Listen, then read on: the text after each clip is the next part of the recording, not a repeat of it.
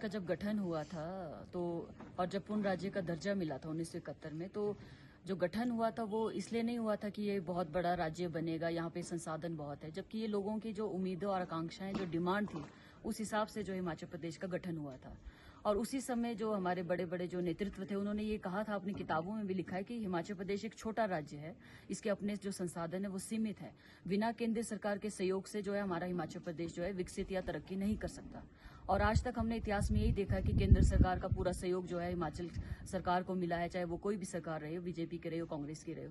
पर जब वर्तमान स्थिति की हम बात करते हैं, आप जानते हैं कि हमारे पूरे प्रदेश में एक भयंकर आपदा आई, उसके कारण जो हमारा 1000 करोड़ों का नुकसान हुआ, और जो पीडीएन ने की हमारी 10,000 करोड़ से ज्यादा की राशि थी वो केंद्र सरकार ने अभी तक नहीं दी।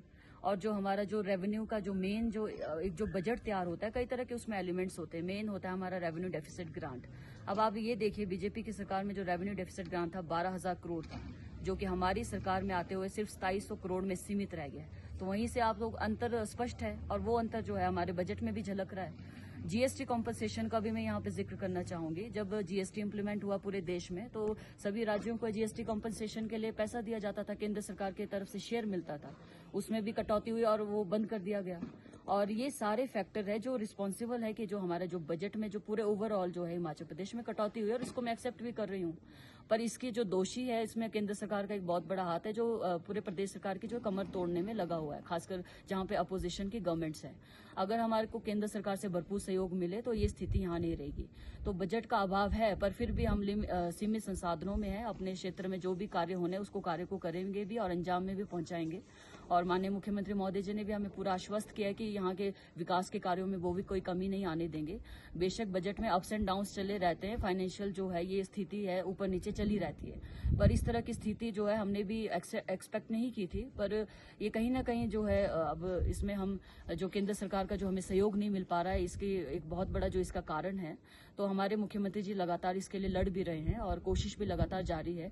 आप देख सकते हैं कि विधानसभा में भी मैंने ये क्वेश्चन भी और अपनी डिमांड भी रखी थी कि जो ट्राइबल का हमारा 9% का शेयर होता है ओवरऑल, वो हर जगह जो है हमें मिलना चाहिए, जो हमारा शेयर है। पर कहीं ओवरऑल जो है इसमें कटौती पूरे स्टेट के बजट में हुई है, उसका नुकसान जो है ट्राइबल के साथ साथ नॉन ट्राइबल एरिया सब जगह देखने को मिल रहा है। ये सिर्फ लाहौल स्पीति की बात नहीं है, किन्नौर, पांगी, भरमौर या जो भी नॉन ट्राइबल एरिया है या हमारे एससी शेड्यूल्ड एरिया है, वहां पे भी ये सारी चीजें देखने को मिल रही है। पर इतना हम आश्वस्त अपनी लाहौल स्पीति की जनता को करते हैं कि जो भी हमारे इंपॉर्टेंट कार्य, जो भी जरूरी कार्य, वो जरूर वो काम समय से होंगे भी और उसको अंजाम तक पहुंचाएंगे भी।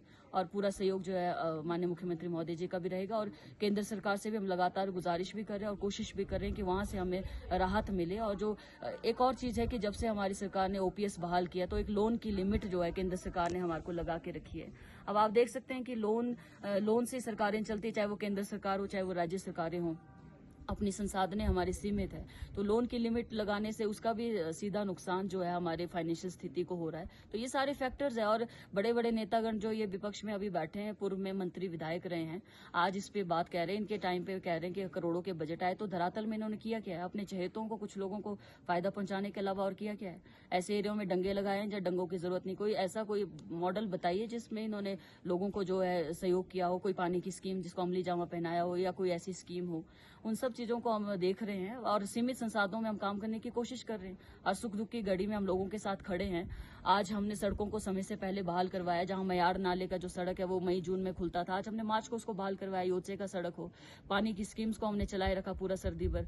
लोगों की डिमांड करने से पहले हमने बसों की सेवा को सुचारू रूप से चलाए रखा। तो जो भी चीजें जो डायरेक्टली तौर पर लोगों को प्रभावित करती है, उस पर हम कोई भी कॉम्प्रोमाइज नहीं कर रहे हैं। डिपार्टमेंट को और प्रशासन को पूरे निर्देश दिए गए हैं कि लोगों की जो सर्विस है वो बंद नहीं होनी चाहिए। और डिजास्टर से संबंधित जो भी कार्य है, चाहे जालमा नाले का जो पुल का काम है, जो इन्होंने 5 साल काम नहीं किया, उस काम को हम करवा रहे हैं। तो हम अपने सीमित संसाधनों में उन कार्यों को कर रहे हैं और जनता समझ रही है, जनता हर चीज को बखूबी समझती है। और पब्लिक ये जानती है कि जो आर्थिक तंगी से पूरा प्रदेश गुजर रहा है, पर पब्लिक समझदार है, जानती है, हर परिस्थिति को समझती है। और पब्लिक की तरफ से कोई हमारे पास कोई रोष भी नहीं है और पब्लिक का हमारे को पूरा साथ भी मिल रहा है। तो मैं जनता का भी धन्यवाद करती हूँ कि वो हर चीज में हमारा साथ दे रहे हैं और हर चीज को समझ रहे हैं। बाकी उनकी जो भी समस्या है उसके समाधान के लिए हम प्रतिबद्ध हैं और अपनी तरफ से पूरी कोशिश करेंगे।